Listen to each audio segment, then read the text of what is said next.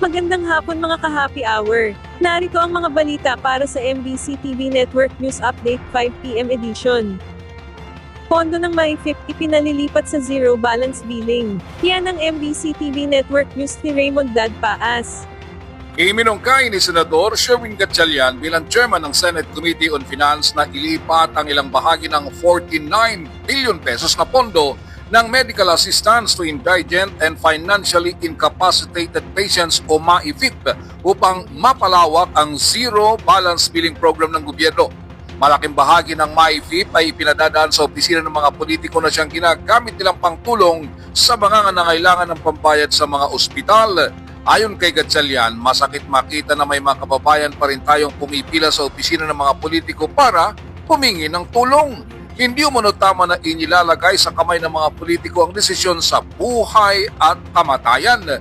Dapat ang sistema mismo ang tumulong sa ating mga kababayan. Para sa senador ay mas makabubuti na ilagay na lang yung pondo ng MyFIP sa Zero Balance Billing Program para wala nang babayaran ang ating mga kababayan na nauospital. Kailangang reformahin ang Universal Healthcare Program para masiguro na lahat ng Pilipino ay may akses sa dekalidad na serbisyong pangkalusugan nang hindi nababaon sa gastos. Iginit ni Gatchalian na dapat sapat ang pondo ng Zero Balance Billing Program at ang PhilHealth para matulungan ang mga pasyente sa mga pampublikong ospital. Kasabay ito ng mungkahing palawakin pa ang kapasidad ng mga pampublikong ospital dahil marami sa mga ito ang lagpas na sa bed capacity. Naniniwala itong tataas pa ang occupancy rate ng mga ospital ng gobyerno kapag naipatupad ng 100% ang Zero Balance Billing Program. Para sa MBC TV Network News, ito si Raymond Dadpaas ng DZRH, una sa Pilipinas, una sa Pilipino.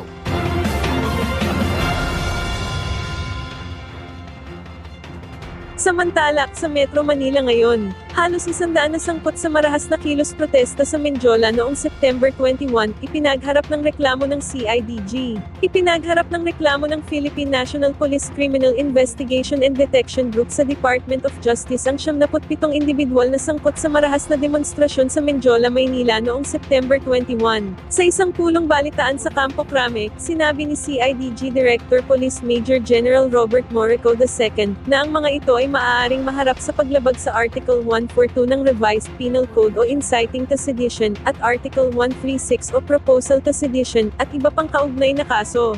Bagaman hindi pinangalanan, kabilang sa mga inireklamo ayon kay Morico, ay ang mga nakita sa video ng panggugulo at iba pang personalidad.